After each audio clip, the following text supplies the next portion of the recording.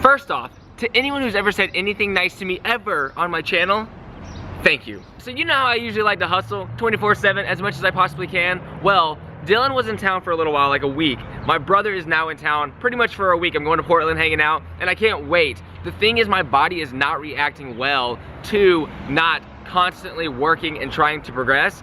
Now that I'm giving time to like my brother and spending time in comfort zones, I'm literally waking up at 5 a.m. since my brother's been in town, because my body, I'll go to sleep at 12, 1, like 2 the other night, and I instantly wake up at 5:30 because my body's like, dog, you didn't get any hustling done today. What are you doing? Get up, it's time to go. So I drove like 45 minutes out. I have no idea why. I'm at a Starbucks right now, and I'm gonna sit on my computer and work and get as much stuff done as possible. I'm trying to get days out of the mornings. Work is getting done. My mind is slightly melting, but I finished a script for a video I wanna do. I came up with 2 more ideas. Brainstorming. It's such a different process from the work I used to do, because it used to be tedious and I would just have to get it done. I would just plug away at this thing, and now I just have to tap into every creative aspect of my mind to try to do what I can. Another script done, another video I done. Calvin Klein, here we come. Calvin Klein just took me to a preschool. I'm not gonna film it because I don't wanna be a creepy dude in a parking lot filming a bunch of kids. 2 things. 3 pairs of pants, shopping, took 5 minutes. First time ever. And then 2 was that this is the vloggiest vlog ever today. Random parking lot power nap. Oh, thanks, dog. All right, so here's what's gonna happen. We're gonna cut to a clip of me and Matthew having a montage of us doing our day. There's gonna be no talking, no anything. Before we go, we will talk with our mouths. Matthew, do you wanna help me unbox one of these? Sure. And I will open this. These are 2 packages that came my way the other day through my P.O. box. What's in the straps for? I mean, I'm confused. What's happening right now? So this one is from Beach Babe Apparel. And this one's from Tristan Phillips. And he is actually from, where is that? Michigan. Oh, okay. And this one is from Newport, Kentucky, so. Canton, Michigan. Let's check this out. Good. All right, we're looking at a camo hoodie. What? Oh man, it's like smoky. Yeah, that's awesome. No, that's good, man. Yeah, this is super good. Okay. Camo. What did I say? Camo? Tie-dye. The opposite of camo, tie-dye. Yeah, so this is Beach Babe Apparel, apparently. You can check it out right here. See? Told you. There's no way in heck you can see this. I'm from a town in North Dakota with about 200,000 people living in it, and I already know 3 other people who watch your videos. That's amazing. Thank you for peeping game. My YouTube is almost at 26,000. Wow, okay, I will put that up here. You're an inspiration, keep doing you. P.S. I also just started skating, love your skate clips. Emilee, oh, I know this human. This is actually someone who comments on my videos often and consistently. Emilee, you rule, thank you for killing it. Yeah, she actually is killing it, so I will put her link in the description. Share this coupon with anyone you like. Sure, but the main part, stickers. V-Visions? Yeah, V-Visions. I'm not really a big skateboarder, but the drawing is awesome. Quite phenomenal. Yeah, that's epic. That's really nice. So this one's a little longer as well. I'm just gonna put like the actual, for both letters, I'll probably just talk about parts of it, then I'll show you what the letter says. I do skateboard. It's hard in the weather. So it says. It's hard in the weather, but my friends and I still skate on dry days. We understand. I also skate for a local company in my area called V-Visions. Visions. So you just say Visions, it just has 2 V's. Hope you enjoyed the shirt, and thanks for putting a smile on my face every day. Sincerely, Tristan Phillips. You are the man. You make me smile. Dude! That's dude!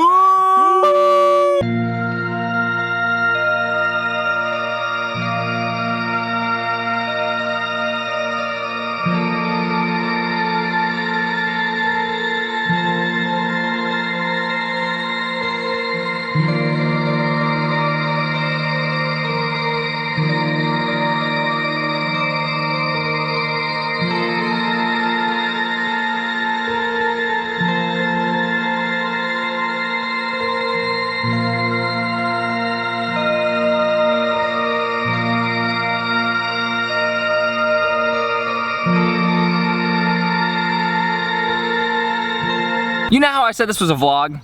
A vlog is usually a guy standing in front of a camera, and talking for 12 minutes or so, just venting about everything, and maybe editing a little bit, maybe doing something, blah, blah, blah. I don't really do any vlogs like that. I talk to the camera a little bit. It might be like 7 minutes of talking and maybe 4 minutes of editing and artsy shots throughout. The talking requires walking around, moving, trying to keep it exciting. But today I'm gonna do a vlog. I'm gonna end this vlog with an actual vlog. I'm gonna talk about something that is important to me, and it has everything to do with why I got kicked off Friendship Skateboards and Birdhouse Skateboards. I, just like most people, feel very, very misunderstood. I have a lot of ambition, and right now I feel like the only way I can conquer everything that I want to conquer is by doing every single thing my way. I feel like I need full control of every possible outcome and circumstance that my life throws at me right now. And I seriously can't express how much I love those people. I love my family. They're the best people on earth. I love my friends from childhood. I wish I could see them every day with my own control and in my own time space. That being said, I'm one of those people who recharges on my own. I need to be isolated by myself, working on things that I know will help my future, and that is the only way I can feel better about the moment right then, right there, right now. I'm gonna jump to the point. I have a hard time dealing with groups of people.